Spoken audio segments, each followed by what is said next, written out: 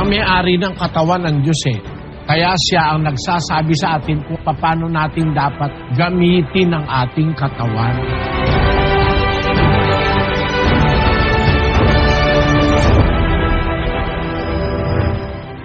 Originally, sa panahon ng Israelita, bawal lang magpatato, kapatid. 19:28 ng Levitico. Huwag ninyong kukudlitan ang inyong laman dahil sa namatay, ni huwag ninyong lilimbagan ang inyong laman ng anumang tanda. Ako ang Panginoon. Maliwanag na tatuyan eh. Huwag niyong lilimbagan ang inyong laman ng anumang tanda. Kukudlitan mo para limbagan mo. Kasi yung tato, hindi naman pwede ipipintura lang yan eh. Kinukudlitan mo yung binubutas mo, yung iyong laman, yung iyong balat. Bubutasin mo para limbagan mo.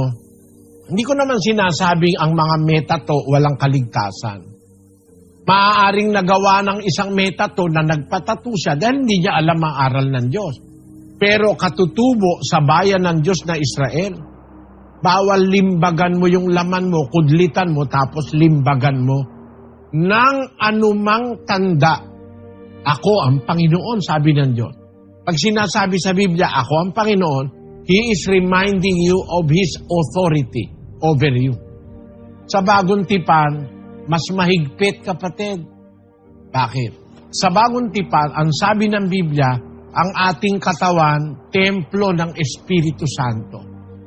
Dapat, yung templo ng Espiritu Santo na ating katawan, huwag nating dudungisan. Aalisin natin ang lahat ng masama sa ating puso, sa ating pagkatao. Kasi templo tayo ng Espiritu Santo ng Diyos, sabi ni Pablo sa iglesia ng unang siglo. Sa 6:19 ng unang Korinto. O hindi ba ganinyo nalalaman na ang inyong katawan ay templo ng Espiritu Santo na nasa inyo, na tinanggap ninyo sa Diyos, at hindi kayo sa inyong sarili? Ang may-ari ng katawan ng Diyos eh. Kaya siya ang nagsasabi sa atin kung paano natin dapat gamitin ang ating katawan.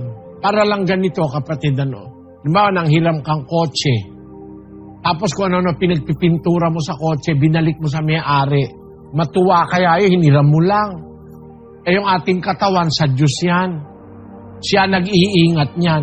Yung iniingatan niya, sinisira mo naman. Pinupuno mo ng alkohol, droga, sinisira mo yung templo ng Diyos. Ano ang sabi ng Biblia? Doon din sa Korinto, ang sabi ni Pablo sa mga kapatid, basahin natin yung 3:17.